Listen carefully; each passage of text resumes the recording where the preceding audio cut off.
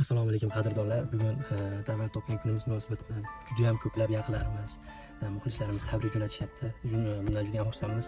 Lekin bugungi kun bizning kunimiz ham bo'lishi mumkin, lekinda eng asosiysi bizni dunyoga keltirgan mana shu kunda biz dunyoga keltirgan onamizning kuni. Bizni qiynalib, mana shu dunyoga keltirib, shunchalik voyaga yetkazib, tilimiz chiqmaganda tushunib turib, onamizning bayramlari o'zi. Ana shu munosabat bilan onajonim o'zi bunaqa qilganligi sensorli telefon ishlatmaylar, tushunmaylar. Lekin men onam uchun telefon olganman. Qo'ldan kelgancha shuni hozir onamizga sekin topshiramiz, reaksiyalarini bilamiz. Ketdik.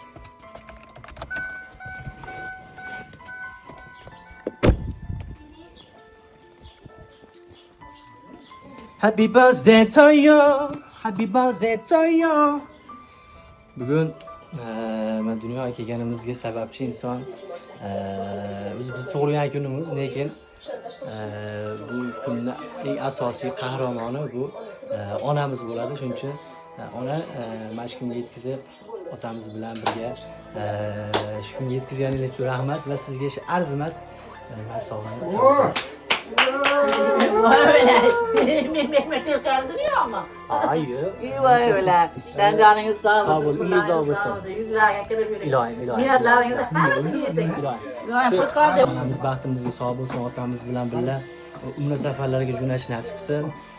107 ga kirishganda ham Xudo xolasa yonimizda duo yo'llanib turibmiz. Onam mening jannatim kalitisiz, otam mening yelkamda. Salomat, hammaga rahmat, Abdushiy rahmat.